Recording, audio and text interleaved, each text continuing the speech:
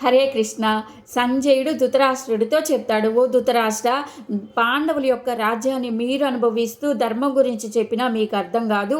ధర్మం గురించి బేసిక్ కూడా తెలీదు నీకు నీ కొడుక్కి. సరే ధర్మం గురించి పక్కన పెట్టు. ఇప్పుడు ఈ కర్ణుడి గురించి చెప్తాను. ఈ కర్ణుడి దగ్గర వాసవి విద్య ఉందంటున్నాడు, పరశురాముడి దగ్గర విద్య నేర్చుకున్నానని చెప్తున్నాడు. ఎప్పుడూ కూడా అర్జునుడిని నిగ్రహించడం మేము ఇంతవరకు చూడలేదు. ఒక్క యుద్ధం కూడా గెలిచింది మేము చూడలేదు. ఈ కర్ణుడిని నమ్ముకొని కనుక మీరు యుద్ధానికే వెళ్తే కుక్కతో పట్టుకొని గోదావరి ఇదినట్టే. దీనికి సాక్ష్యం గాంధారి మాత, నీ తండ్రి అయిన వ్యాస మహర్షి అని చెప్తాడు. ఇంతకన్నా నేను చెప్పగలిగింది ఏమీ లేదని సంజయుడు చెప్తాడనమాట. చెప్పంగానే వ్యాస మహర్షి నవ్వుకుంటాడు. ఎందుకంటే ధృతరాష్ట్రుడి యొక్క అజ్ఞానాన్ని చూసి నవ్వుకుంటాడు.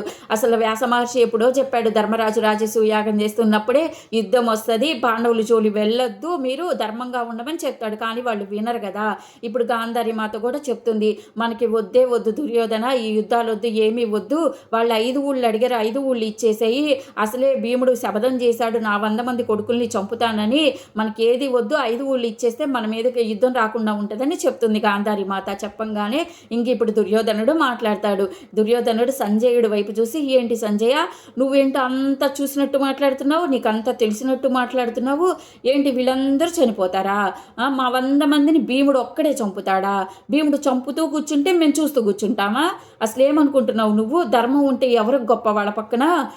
మా దగ్గర సైన్యం ఉంది, బలగం ఉంది అని ఇప్పుడు తన తండ్రి అయిన ధృతరాష్ట్రుడి వైపు చూసి దుర్యోధనుడు మాట్లాడతాడు. ధృతరాష్ట్రుడిని చూసి, తండ్రి, మీరు మిమ్మల్ని వీళ్ళు భయపెడుతున్నారు, మీరు భయపడద్దు, మీరు భయపడితే వీళ్ళు ఇలానే చేస్తారు. మన దగ్గర బలగం ఉంది, సైన్యం ఉంది, మన దగ్గర మగతనం ఉంది, మన దగ్గర సైంధవుడు ఉన్నాడు, రుద్రానుగ్రహంతో వచ్చాడు, మన ఇంటి అల్లుడు సైంధవుడు, భగదత్తుడున్నాడు, నరకాసుడిని చంపాడన్న కోపంతో ఉన్నాడు. మమ్మల్ని నమ్ము, నా ప్రాణమిత్రులైన కర్ణుడిని నమ్ము, దుశ్శాసుని నమ్ము, 100 మందిని నమ్ము, నీ కొడుకుల్ని, సైంధవుడు ఇంటి అల్లుడిని నమ్ము, ముందు మన వైపు బలగం ఉంది, సైన్యం ఉంది అని చెప్తాడు. ఇప్పుడు సంజయుడి వైపు చూసి, ఏంటి ధర్మం గురించి నువ్వు చెప్తున్నావు కదా, వాళ్ళ రాజ్యాన్ని మేము అనుభవిస్తున్నాం అని చెప్తున్నావు కదా, ఇప్పుడు చెప్తున్నాను విను సంజయ, మేము పాండవుల్ని చంపి, మగతనంతో మేము చంపి వాళ్ళని ఈ రాజ్యాన్ని ఏలుకుంటాను.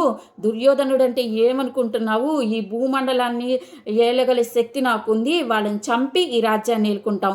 ఏం చేస్తావో చెవేసుకో, ఎవరికి చెప్పుకుంటావో చెప్పుకో, వాళ్ళకి 5 ఊళ్ళు కాదు కదా, గడ్డి మలిచెప్పులు వేసుకోవడం నేను ఇవ్వను, ఏం చేస్తావో చేసుకోమని చెప్తాడు అనమాట. చెప్పంగానే భీష్మాచార్యులు వారు ఆశ్చర్యపోతారు. ఇంత చెప్పినా కానీ ధర్మం గురించి వీళ్ళకి అర్థమే కావట్లేదని ఇంకా భీష్మాచార్యులు వారు మాట్లాడతారు. నెక్స్ట్ ఏం చెప్తారో చూద్దాం. హరే కృష్ణ.